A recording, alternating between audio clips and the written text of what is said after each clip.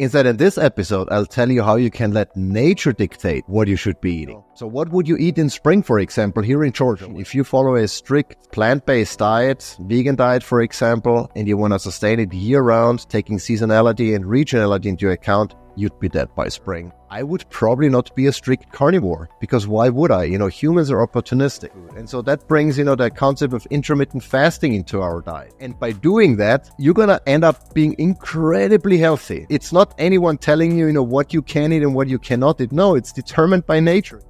You're listening to the Primal Shift podcast. I'm your host, Michael Kummer, and my goal is to help you achieve optimal health by bridging the gap between ancestral living and the demands of modern society. Get ready to unlock the transformative power of nature as the ultimate biohack, revolutionizing your health and reconnecting you with your primal self. This episode of the Primal Shift podcast is brought to you by MK Supplements. Are you looking to boost your energy, enhance your overall well-being, and tap into the primal power of nature? Discover the secret our ancestors knew with MK Supplements freeze-dried beef organ capsules. Packed with essential vitamins and minerals, these supplements are sourced from the highest quality beef organs. They're the perfect way to nourish your body just as nature intended. Whether you're powering through a busy day or pushing your limits in the gym, MK Supplements offers the natural, nutrient-rich boost you need. And here is something to get excited about. Use code PRIMALSHIFT at checkout for an exclusive 15% off on your first purchase. Learn more at shop.michaelkummer.com or check out the show notes. Forget animal-based, carnivore, keto, paleo, vegan, and everything in between. And forget what health influencers, dietitians, doctors, scientists, and the government tells you about nutrition. Instead, in this episode, I'll tell you how you can let nature dictate what you should be eating. So join me on this thought experiment that you can actually implement today to dramatically improve your health and fitness. What I'm referring to is, what if you would only eat food that's in season and that's available in your region? So hyperlocal and hyperseasonal. What would that do to you in terms of health and well-being? So in this episode, I want to walk you through a couple of different scenarios. And I'm going to use Georgia here, especially central, northern Georgia where I live, as an example to walk you through how your diet would look like if you could only eat what's growing here in Georgia during certain times of the year, if you take seasonality into account. And there are a couple of caveats I want to point out, and I'm going to walk you through two scenarios. One is we're going to assume we would only be eating native plants, so plants that are native from Georgia, because that's what our ancestors would have come across once they, came to North America and especially to Georgia. And then we're going to run the same experiment again using common plants, stuff that you can grow here in Georgia, that grows well, that you can grow yourself maybe, because that certainly expands our variety of foods dramatically. We're also going to ignore hunting regulations because, of course, we have hunting seasons. We cannot hunt, deer in summer.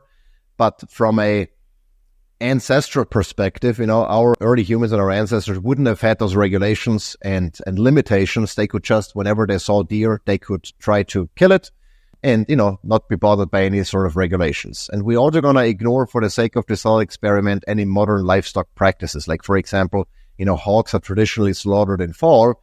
We don't care about that at all, because if you come across a wild boar, you want to put that boar on your plate any time of the year. It doesn't really matter what's best from a hog rearing perspective. So let's walk through two of those thought experiments. The first one, looking at native species only. So what would you eat in spring, for example, here in Georgia? Well, you would probably find wild berries. You might find wild greens such as dandelion and poke salad. You would find wild leeks. And that's probably pretty much it. There might be some other edibles around, but it's fairly limited in spring. Right as the time of this recording, it's February, end of February. Spring is coming soon, but, it's still, there is not a whole lot of stuff growing that you can actually eat and get calories and nutrients from.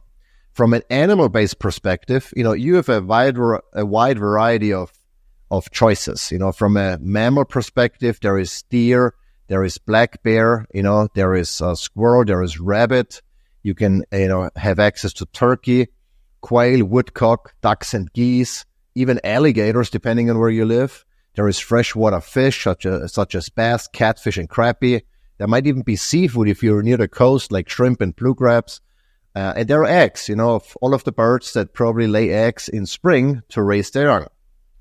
In summer, the situation improves, fortunately, but not by much. You have access to blackberries and dewberries, maybe. You have pawpaw, which is a fruit. You have persimmon. And again, from an animal protein perspective, the whole gamut.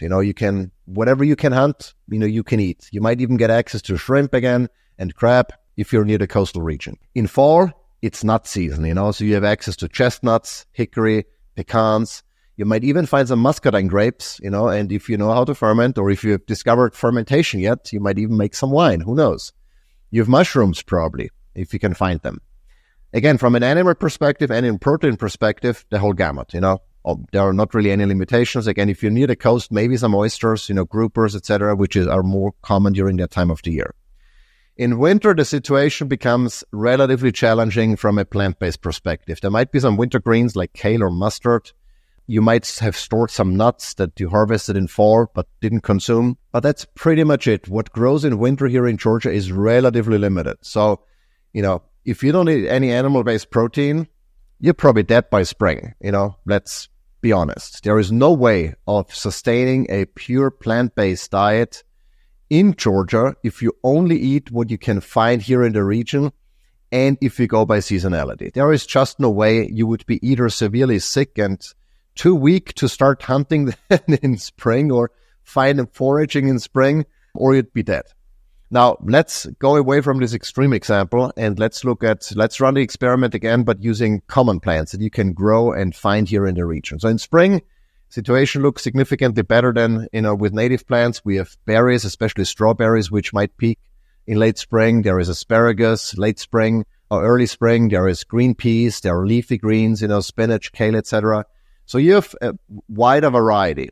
Animal-based foods, exactly the same as, we mentioned before, not really any difference, except for if we take common, livestock into account. We now have access to cattle, to chickens, which are not native from here, obviously, pork, etc. So many of the animals that the Europeans, brought into the country many, many years ago.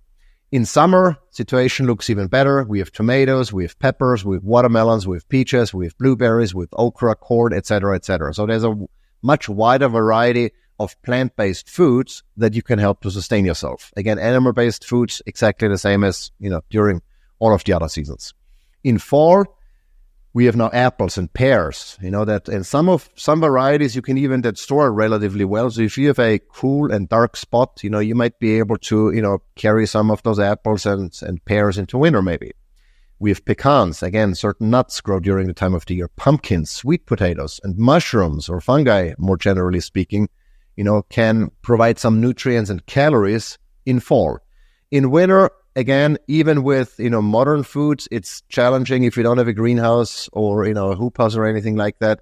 So you'll probably be limited to like collard greens, turnips that can be harvested into early winter, or maybe mustard greens. But again, even if you're, with common plants taken into consideration, if you follow a strict plant-based diet, vegan diet, for example, and you want to sustain it year-round, taking seasonality and regionality into account, you'd be dead by spring or severely sick in the best case scenario. From an observation, if we look at all of those things, if you really want to take this, to heart and follow a local and a seasonal diet, you're not going to be able to do purely plant-based. There is just no way to sustain it and maintain optimal health or anything that comes close to optimal health. You'll either be dead or severely sick and weakened and nutrient deficient. There is just no way around it. And so from that perspective, I think it's safe to conclude, unless you want to argue with nature and saying that nature is doing it wrong, a vegan diet, a pure plant-based diet is just not going to cut it, On the flip side, however, I should also say that if I, had to live by what's available around me here in central North Georgia and eat whatever is available during certain times of the year, I would probably not be a strict carnivore, because why would I? Humans are opportunistic. We have the capacity to consume plants if we process them properly in particular.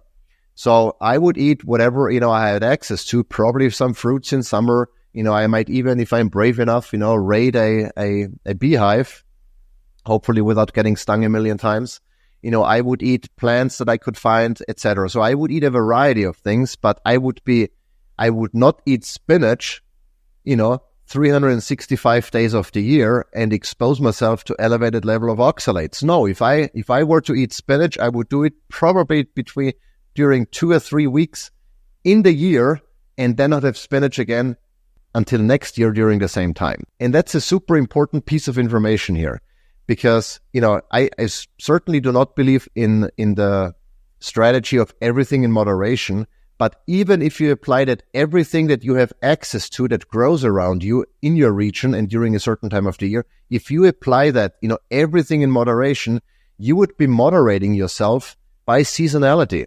So even if you consume a plant that's not meant to be consumed by humans because we don't have the capacity to metabolize it properly and extract nutrients from it without maybe certain processing techniques that might not have been invented yet, or even if we consume plants that are high in certain chemicals like oxalates that you cannot mitigate through any processing technique, our exposure to those toxins is very limited during a small time frame throughout the year. So eating spinach for 2 weeks in a year is probably not going to be an issue if you don't have access to oxalate-containing foods then for the rest of the year. And that's something that I think is a nuance that gets often forgotten in the context of a nutritional discussion where we say, well, don't eat kale because it's and spinach and leafy greens in general because they're high in oxalates and they're not good for you. And I wholeheartedly agree with that statement. But it's more important to consider chronic consumption versus one time in the year. You can pretty much you can eat a lot of things one time in the year or 1 week in a year without having any negative health consequences. But if you do it every day, if you buy spinach during a time when it's absolutely not in season because it was grown either in a different region or in a greenhouse or not in soil at all, maybe in a water solution, then it's a completely different story and it changes everything. It changes the way we eat. So that's one important thing. The other thing is, if you go back, to hunting your food, to, finding foods in the wild, maybe one day you couldn't find anything. Maybe the hunt was not successful. So you naturally had periods of fasting, of abstaining from food because you didn't have access to food. And so that brings, the concept of intermittent fasting into our diet. And so with that, I want to switch gears real quick and challenge you to consider implementing a seasonal and regional eating strategy. And I want to look at it on a scale. There is, on the one hand, we have the healthiest way of doing it, but also the most challenging way of doing it that probably not many people will consider implementing. And then on the other side, we have the most convenient way of eating that's also the unhealthiest. And let's start with the most convenient and unhealthiest. And that is, you go to the store and you buy and eat whatever you can find in the store. Whether or not that food is in season, if it's from your region, if it has been processed in a way that would have been impossible, just hundreds of years ago, ignoring all of those factors and just eating whatever, leads to the health outcomes that we see today. It leads to chronic disease and a lot of issues that you can avoid, right? On the other side of the spectrum, the healthiest way of doing it would be you grow your own food using methods that limit when you can grow certain foods. Like, for example, if you don't have a greenhouse, if you don't have a heated greenhouse, you're in Georgia, then you can only grow, certain vegetables during certain times of the year. You grow everything yourself and you realize that not everything that you intend on growing will actually make it onto your plate because other animals and insects are going to consume what you're growing. There might not be enough rain to grow it.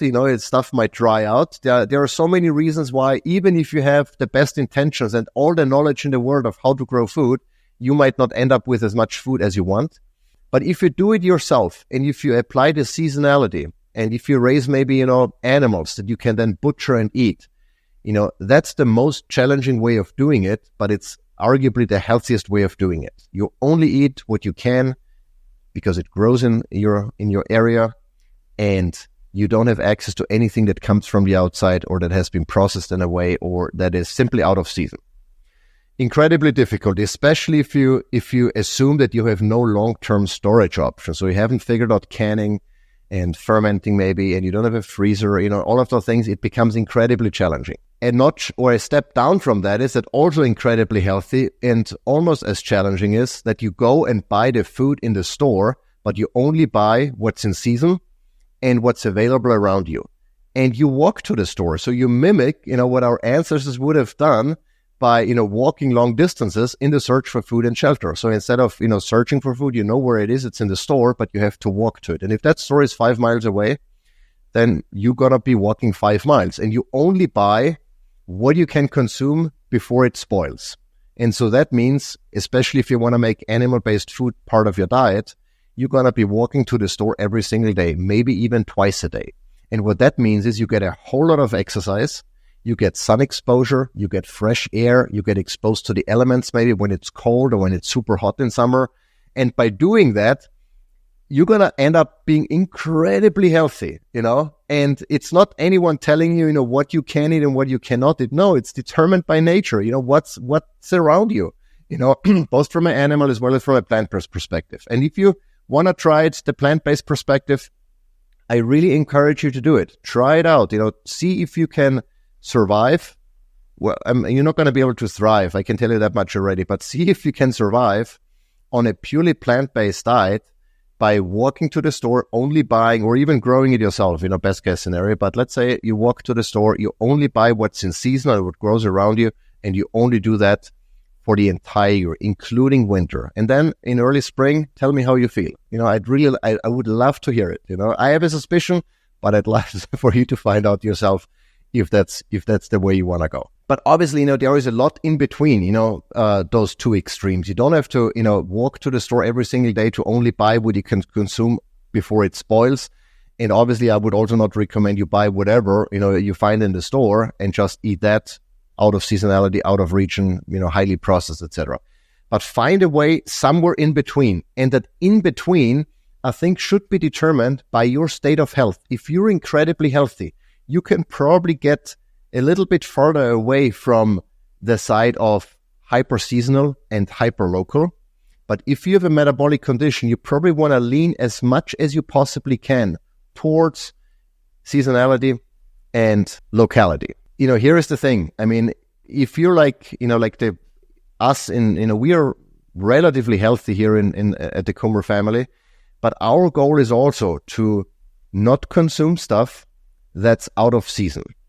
Consume things that grow at the particular time of the year and in our region. That means, for us, bananas are probably out of the question because they don't grow here. Pineapple, coconuts, all of those things that absolutely do not grow here, is probably not something we want to consume predominantly. Now, does it mean we never have bananas? No, absolutely not. But it's something to take into consideration. And speaking of considerations, how about your genetics? My wife's Costa Rican. I'm Austrian. So looking at my genetic makeup, I'm 50% Northwestern European. I'm 24% Eastern European and 22% Southern European, specifically Italy. And I'm 0.2% Neanderthal. And so those genetics likely play into that whole equation of what my ancestors would have had access to for, thousands, 10,000 or even millions of years, depending on how far you want to go back. So you most definitely want to take that into account of what is the most appropriate diet based on your genetics. But then on the flip side, I would also argue that the environment that you live in plays an equally important role. So for example, if we're in Costa Rica, being exposed, because my wife's Costa Rican, and I'm going to use the example of bananas again, eating bananas here in Georgia, I would argue my body responds to those differently than if I had bananas grown in Costa Rica while I am actually in Costa Rica. So whenever we go to Costa Rica on vacation, I can tell that the local foods that I eat there, I respond to differently than if I had the same foods here in Georgia. And maybe that's because, different sun exposure, different air quality, different microbes, in the soil. There might be so many factors, and I don't know exactly what it is, but I'm convinced that there is a factor, an environmental factor that plays into how your body metabolizes the food you consume. So even if, like in the case of my wife, she's Costa Rican, but she lives here in Georgia, So she might have to take into account her genetic makeup in terms of what she can eat during certain times of the year, but also the environment, and then find a mix that works for her by listening to her body and seeing how, she responds to certain foods. Maybe, the pineapples that we find here in the store during a time when they naturally would grow in Costa Rica don't sit well with her because, the environment doesn't support such a food here. Or it might, maybe because the genetics are more important in her case than her environment. So you really have to figure that out. But the bottom line really is, if you want to consume a diet that's most appropriate and most beneficial for your health and well-being, let nature dictate what those foods are going to be, what foods end up on your plate. So if you eat out of season and if you eat foods that are not available at all in the region that you live in, that you might have lived in for the past few decades, I would argue it's not the best thing you can do for your health. On the flip side, eating local and what's in season as much as you possibly can has a dramatic impact on your health and well-being. So let nature dictate your diet instead of an influencer or whatever might be trendy right now, or whatever you might hear in the news, or the government tells you what you should and should not be eating. Nature knows. Nature has been trying to figure this out and has been figuring this out for millions of years. And humans have a very poor track record of trying to outsmart nature. Nature wins, nature knows, so let nature dictate what you can and cannot eat. And try it out. Let me know how it works for you. I'd love to hear, especially if you go one of the extreme routes. Send me an email. I'm going to have all my contact information down below, or, comment on one of the social media posts. I'd love to hear it, how that concept works for you, especially if you're suffering from a metabolic condition.